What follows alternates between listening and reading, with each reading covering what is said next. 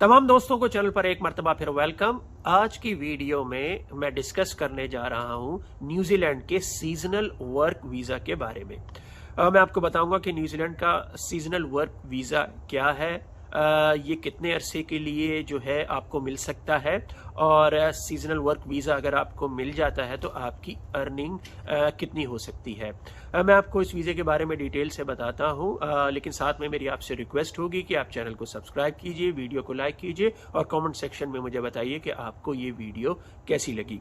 सबसे पहले बात कर लेते हैं कि न्यूजीलैंड का सीजनल वर्क वीज़ा क्या है। देखिए, जैसे कि नाम से ही वाज़ेह है कि ये एक टेम्परेरी वीज़ा है, और न्यूजीलैंड की गवर्नमेंट जो है वो सीजनल वर्क वीज़ा उस वक्त देती है जब किसी भी सीज़न में वर्कर की डिमांड जो है वो बहुत ज़्यादा बढ़ जाती है। ये डिमांड जो है ये फार्म वर्क में भी हो सकती है, ये डिमांड जो है टूरिज्म इंडस्ट्री में भी हो सकती है, और ये डिमांड जो है मीट या फिशरीज के जो है वर्क में भी हो सकती है।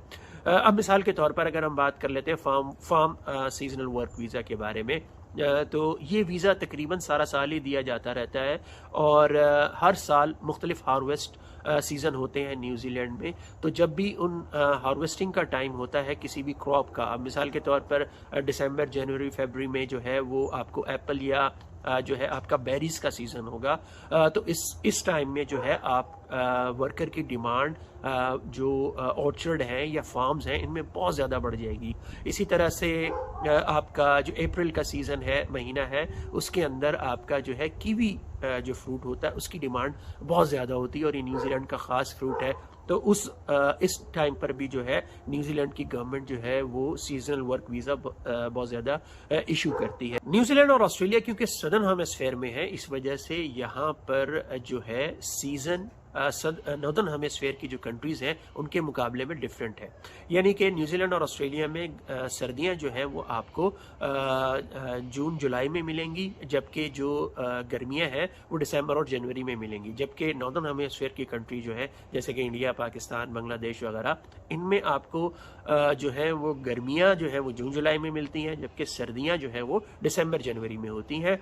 तो इस वजह से इस सीज़न के चेंज की वजह से जो है वो क्रॉप की जो हार्वेस्टिंग का टाइम है वो भी आपको ऑस्ट्रेलिया और न्यूजीलैंड में डिफरेंट मिलेगा।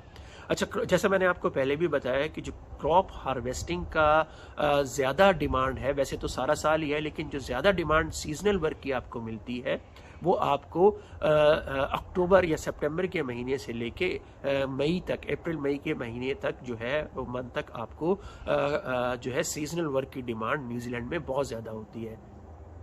एक वजह तो ये है कि ये जो सीज़न है यानी कि सितंबर अक्टूबर से लेके अप्रैल मई तक यहाँ पर क्योंकि गर्मियाँ होती हैं, और तो यहाँ पे टूरिस्ट भी बहुत होता है, तो इसकी वजह से यहाँ पे वर्कर की डिमांड काफ़ी ज़्यादा बढ़ जाती है, सीजनल वर्कर्स की डिमांड।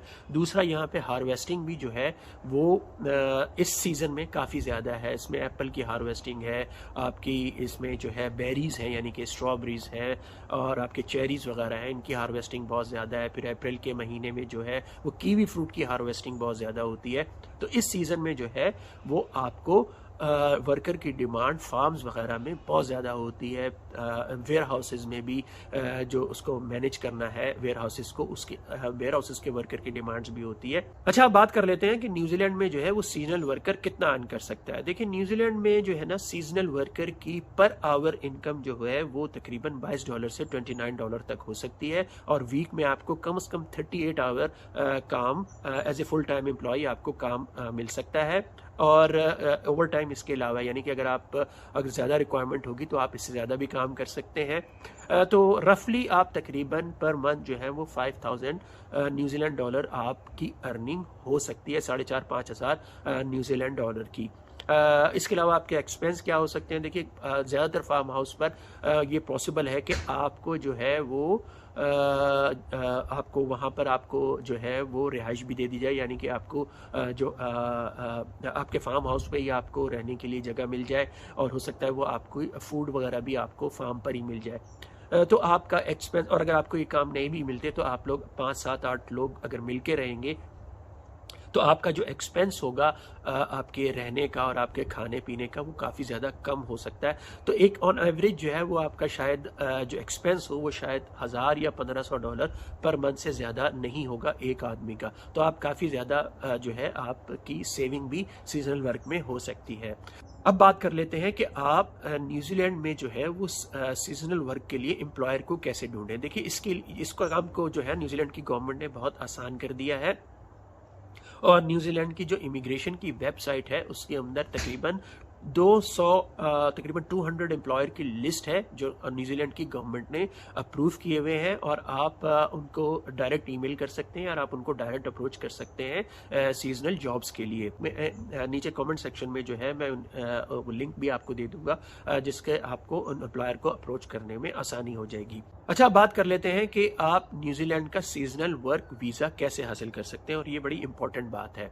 देखिए जो कंट्रीज़ साउथ एशियन कंट्रीज़ हैं यानी कि पाकिस्तान है, इंडिया है, बांग्लादेश है, श्रीलंका है या नेपाल है, ये कंट्रीज़ जो हैं वो न्यूजीलैंड की गवर्नमेंट ने अलाउ नहीं की हुई उनके सिटीजन्स को कि वो सीजनल वर्क के लिए डायरेक्टली अप्लाई करें। यानी कि अगर आप पाकिस्तान या इंडिया से या बांग्लादेश से डायरेक्टली अप्लाई कर रहे हैं न्यूजीलैंड के सीजनल वर्क वीज़ा के लिए तो आप एलिजिबल नहीं है, आपको ये वर्क वीज़ा नहीं मिलेगा। तो फिर आप ये सीजनल वर्क वीज़ा कैसे हासिल कर सकते हैं? देखिए इसका सबसे आसान तरीका ये है कि आप अगर न्यूजीलैंड का विजिट वीज़ा हासिल कर लेते हैं और फिर अगर आप न्यूजीलैंड में मौजूद हैं तो फिर आपके ऊपर ये पाबंदी नहीं है। आप किसी भी अगर कंट्री से हैं तो फिर आप जो है वो न्यूजीलैंड का सीजनल वर्क वीज़ा हासिल कर सकते हैं। अच्छा, इसका मतलब ये नहीं है कि विजिट वीज़ा पर होते हुए जो है आप जो है वो काम कर सकते हैं, सीजनल वर्क हासिल कर सकते हैं, बल्कि आपको इसका मतलब ये है कि आप अगर न्यूजीलैंड में विजिट वीज़ा पर हैं और अगर आपको जॉब ऑफर हो जाती है तो आप फिर वर्क वीज़ा के लिए यानी कि सीजनल वर्क वीज़ा के लिए आप अप्लाई कर सकते हैं और इसमें जो है लीगली ये अलाउ है और आपको ये वीज़ा हासिल करने के लिए आपको न्यूजीलैंड छोड़ने की ज़रूरत नहीं होगी। यानी कि इसकी भी ज़रूरत नहीं है कि आप न्यूजीलैंड से वापस आएँ और फिर दोबारा आएँ न्यूजीलैंड को, यानी कि आपको एग्जिट करने की ज़रूरत नहीं है। भले से अगर आप विजिट वीज़ा पर भी न्यूजीलैंड में मौजूद हैं तो आपको ये वीज़ा ईजिली मिल जाएगा और अगर आपको जॉब ऑफर मौजूद है तो आपको वर्क वीज़ा मिलने में सिर्फ 3 दिन लगेंगे और आप 3 दिन के अंदर अंदर आपको ये वर्क वीज़ा मिल जाएगा। और अगर आपके पास न्यूजीलैंड का वर्क वीज़ा मिल जाता है यानी कि सीजनल वर्क मिल जाता है तो फिर आप बाद में इस जो सीजनल वर्क वीज़ा है आप जो है इसको आप स्टूडेंट वीज़ा पर भी कन्वर्ट कर सकते हैं, यानी कि आप स्टूडेंट वीज़ा के लिए अप्लाई कर सकते हैं या आप किसी और वर्क वीज़ा के लिए भी जो है वो आप अप्लाई कर सकते हैं या फिर आप न्यूजीलैंड से जो है वो ऑस्ट्रेलिया के लिए आप स्टूडेंट वीज़ा अप्लाई कर सकते हैं और न्यूजीलैंड से ऑस्ट्रेलिया का स्टूडेंट वीज़ा अप्लाई करना जो है वो काफ़ी ज़्यादा आसान हो जाता है। किसी और वीडियो में आपसे दोबारा मुलाकात होगी, तब तक अपना बहुत सा ख्याल रखिएगा।